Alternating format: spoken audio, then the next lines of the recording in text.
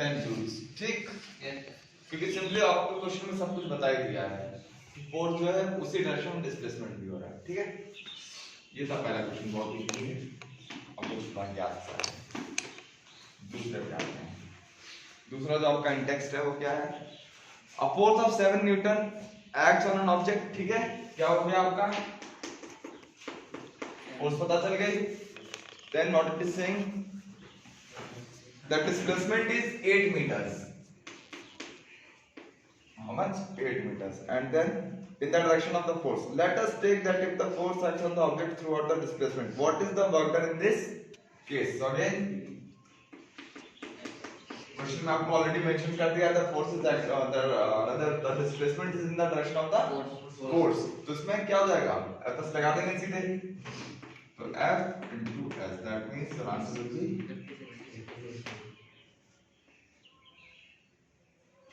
56 joules, ठीक है। ये सब क्वेश्चंस तो बहुत इजी है, इसमें कोई प्रॉब्लम होनी भी नहीं है, ठीक है। Then come to the next one, a porter lifts a luggage of 15 kg, ठीक है। जरा ध्यान से देखिए, यहाँ पे मास दिया हुआ है, लगेज है कितना 15 kg का ना। और पोर्टर किधर उठाता है, कैसे उठाता है, ग्राउंड से उठाएगा ना, ठीक है। तो उसमें फोर्स कौन सी लगेगी, ग्रेविटेशनल फोर्स, ठीक है। आगे बढ़ते हैं, फिर देखते हैं क्या है। And puts it on his head 1.5 meter above the ground, ठीक है।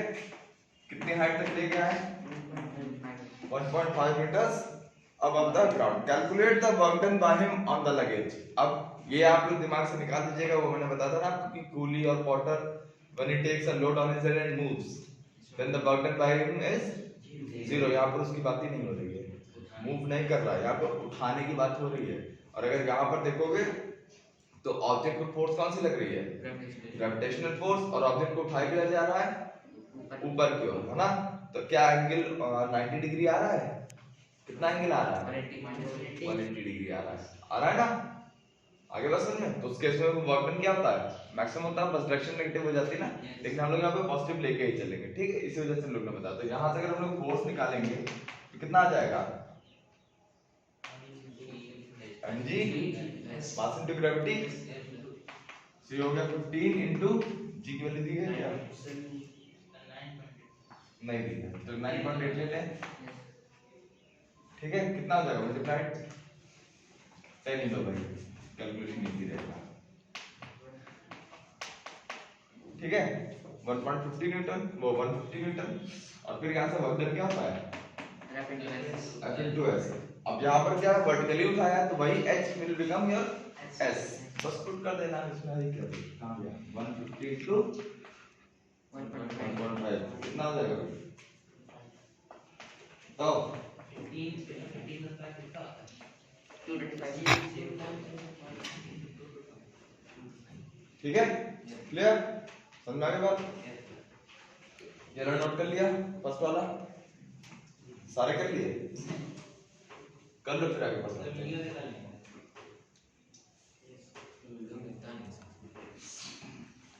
कहाँ थे हम लोग, नेक्स्ट, ठीक है। देखो क्या कह रहा है, इन टेक्स्ट पे आ जाते हैं। A pair of bullocks exerts a force of 140 Newton on a plough, ठीक है। पेयर ऑफ बुलक्स है, कितने फोर्स लगा रहे हैं, 140 न्यूटन। तो पूछा क्या जा रहा, the field being plugged is 15 metres long, कितनी लॉन्ग है फील्ड, तो भाई बुलक्स कितनी दूर मूव करेंगे, जितनी बड़ी फील्ड है उतनी दूर तो मूव करेंगे। फोर्स उसी डायरेक्शन में लगा रहे हैं और उसी डायरेक्शन में उनका डिस्प्लेसमेंट भी हो रहा है। Simply they ask what is the work done by the bullocks, तो यहां से work done by the bullocks कितना हो जाएगा, बताओ भाई, क्विक,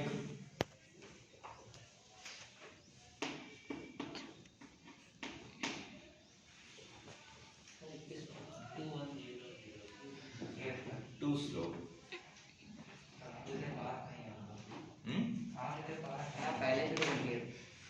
पहले से क्या करके आए, शुरू नहीं कर दिए थे बेटा, कैलकुलेशन तेज करोगे तो आंसर फटाफट निकल जाओगे, ठीक है। एंड कैलकुलेशन की स्पीड बढ़ा लीजिए, सिर्फ आप मैथ्स में नहीं फिजिक्स में आप सब जगह काम आएंगे, ठीक है। Then come to the next one, An object of mass 15 kg is moving with a uniform velocity of 4 meter per second. ठीक है, ऑब्जेक्ट का मास कितना है 15 kg and it is moving with a uniform velocity of 4 meter per second. ठीक है, what you have to calculate, what is the kinetic energy possessed by the object? Very simple, मास दिया है हमें, वेलोसिटी दी हुई है, kinetic energy का formula क्या होता है half mv square half 15 into 4 into 4, right? 2 से कट गया, कितना हो गया 120 जूल्स. ठीक है, है ना सिंपल, सबको समझ में आ रहा है पक्का? ठीक है.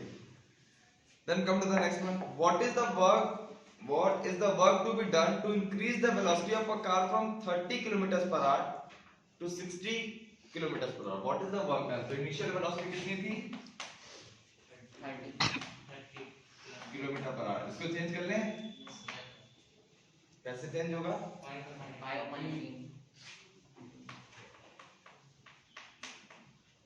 6 3 जा 6 5 जा, so it becomes 25 by 3 meter per second. What is the final velocity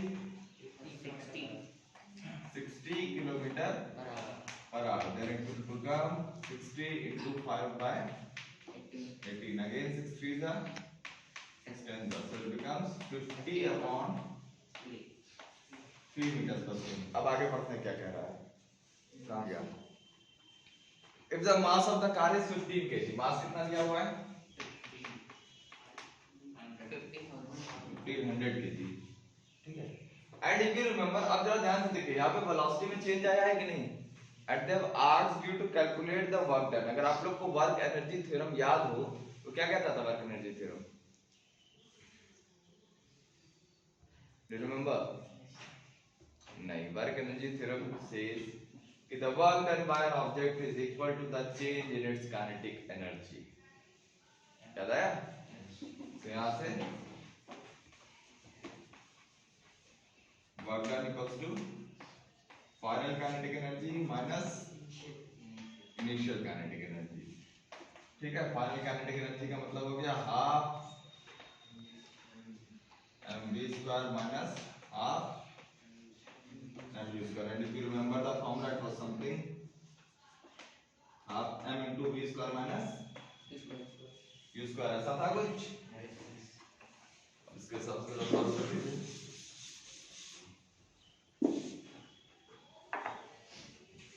So m कितना है 1500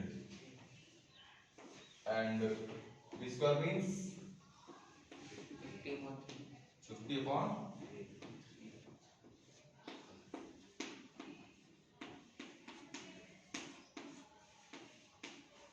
ये दिया हुआ है, यस और नो. सॉल्व कर लो भाई, काट दो 750 को तो एज इट इज लिखो. अब अगर आप लोग को एक फॉर्मूला आता हो तो आप लोग उसका यूज कर सकते हैं या डायरेक्टली लगा दो. 25 इसका स्क्वायर डायरेक्टली लगा दो, कितना होता है ये 2500 अपॉन 9 और इधर 625 अपॉन 9. बताओ भाई कितना आएगा, माइनस करो जल्दी से. 5 7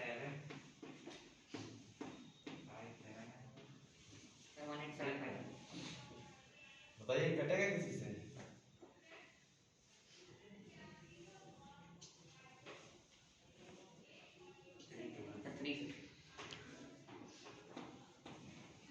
ठीक है,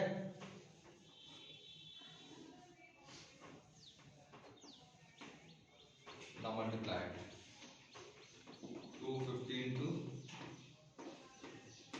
625 कितना आ जाएगा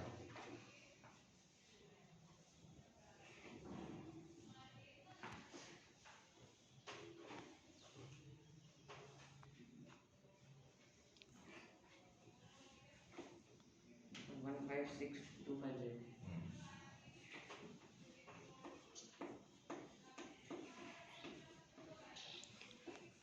क्लियर, सबका आ रहा है 156250. Is everyone getting that? इतना है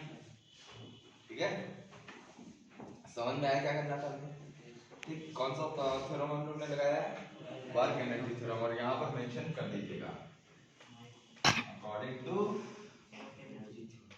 हाँ यहाँ लिख लीजिएगा पूरा वर्क एनर्जी थ्योरम। क्लियर? हाँ, whenever you are using some law or theorem, please. Please open and keep it. One door. What sister? Both the door. अच्छा, okay, got it. सर आगे से पूरी ठंडी लगी। कौन बताए? हाँ भाई, हो गया। 5 metre per second is 25 joules. तो काइनेटिक एनर्जी भी हुई है हाउ मच? 25 जूल्स। और velocity is how much? 5 metre per second. 5 meter per second, and the mass has been given as m. Now what they are asking, what will be the kinetic energy when its velocity is doubled? अब हमें बताना है अगर इसकी velocity कर दी जाए double तो उसकी काइनेटिक एनर्जी में क्या चेंज आएगा। पहला ये है what will be its kinetic energy when its velocity is increased 3 times। पहले ये पूछा कि अगर वेलोसिटी को डबल कर दिया जाए तो उसकी काइनेटिक एनर्जी में क्या चेंज आएगा, और दूसरा आपसे पूछा है कि अगर उसकी वेलोसिटी को ट्रिपल कर दिया जाए, 3 टाइम्स कर दिया जाए, then what will be the change in its velocity, वो द काइनेटिक एनर्जी। तो देखिए यहाँ पर मास m तो दिया, हमें यहाँ पे मास m की जरूरत भी नहीं है। अगर मास नहीं देता तो भी हमारा काम चल जाता। ठीक है, अब पूछो कैसे, देखिए यहाँ से हो गया। अगर हम लोग मान लेते हैं इसको k1 ऐसे रख लो, हाफ v1 स्क्वायर। ठीक है, फर्स्ट केस। अब सेकंड केस में आइए, जब v1 की होगी इस पर लो हाफ, मास तो उतना ही रहेगा, वेलोसिटी हैज बीन डबल। ठीक है, यहां पर लिख लेना case 2, velocity has been double, that means ये क्या हो जाएगा 2v का स्क्वायर। अगर इसको सिंपलीफाई करके लिखेंगे तो क्या हो जाएगा half m into 4v square. अगला दोनों का रेशियो निकाल लो, k1 अपॉन k2। k1 का मतलब half m v square simply, और k2 का मतलब half m into 4v square. ये हाफ m कट गया, v स्क्वायर कट गया। ठीक है, बचा क्या k1 upon k2 equals to 1/4।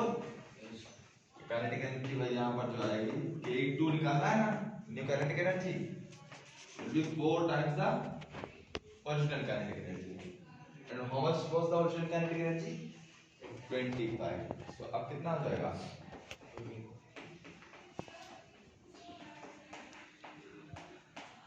That means यहाँ से क्या पता चला, ये मैंने आप लोगों को क्यों बताया, इसलिए बताया कि ध्यान से देखिए अगर वेलोसिटी को डबल कर दिया जाए तो काइनेटिक एनर्जी में क्या चेंज आया, इट बिकम्स 4 टाइम्स।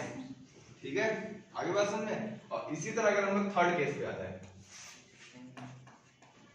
जो अभी लोगों ने बताया where the velocity has been tripled, 3 times कर दिया ना, तो इसके हिसाब से फिर से लगा दो। अगर वेलोसिटी को ट्रिपल कर देंगे तो इट विल बी 3v, और 3v that means half m 9v square. Yes और नो? Yes sir. लगाओ भाई रेशियो फिर से, it will be half mv square upon half m into 9v square। ये कट गया, कितना आ गया 1/9। दैट मींस ऐसा कुछ हो जाएगा, क्या पता चला कितने टाइम्स हो जाएगी ये 9 टाइम्स हो जाएगी ना। तो जो भी ओरिजिनल एनर्जी थी सिंपली मल्टीप्लाइड बाय 9, 25 into 9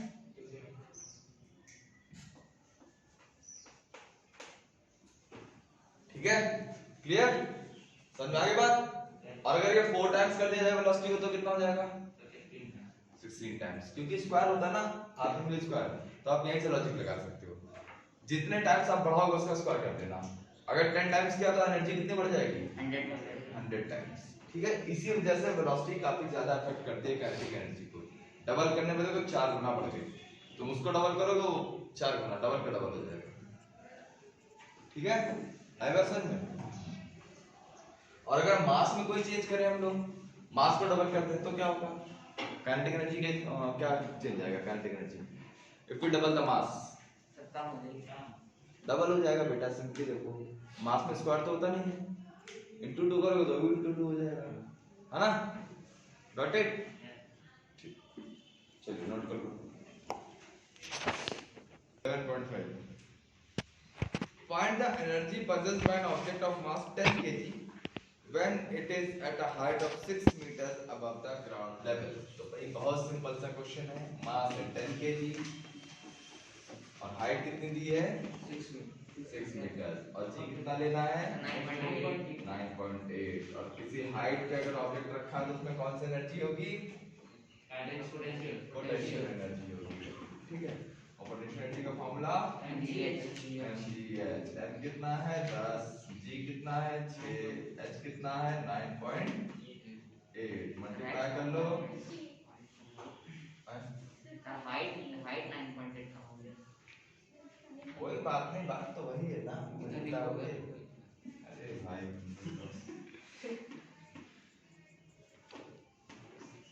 कभी कभी कुछ भावनाएं समझ लेनी चाहिए, ठीक है? खुश हो? हाँ ठीक है। 588 जूल। ठीक। अच्छा, अगर मैं इसी क्वेश्चन में एक क्वेश्चन और ऐड कर दूं,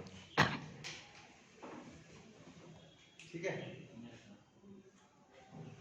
क्वेश्चन ये है कि what will be the kinetic energy of this object before it touches the ground.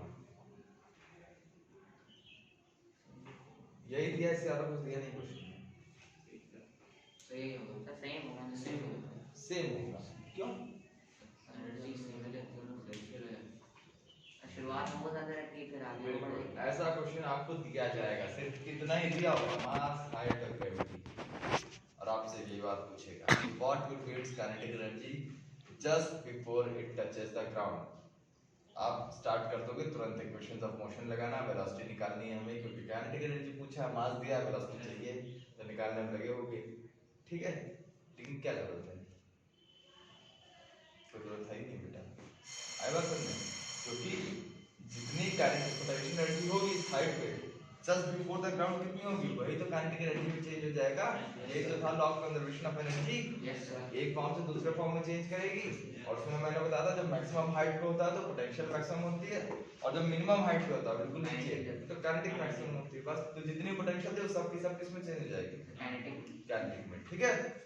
और अगर इसी में आपको पूछ ले कि what will be the kinetic energy at its Midway of its journey, ऊपर से नीचे गिरते हुए बिल्कुल मिडिल में उसका कितनी काइनेटिक एनर्जी होगी? कितनी हो जाएगी? बिल्कुल बिल्कुल मिडिल की बात करेगा तो हाफ हो जाएगा, ठीक? हाँ, उसके ऊपर नीचे रहा तो फिर एग्जैक्टली हम लोग नहीं बता सकते हैं, ठीक है?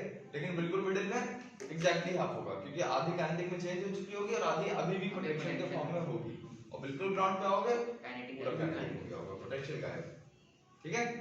चलो ठीक है, then try the numericals on your own. जो एक्सरसाइज के न्यूमेरिकल्स हैं उसको करने की कोशिश करिएगा, जहां पे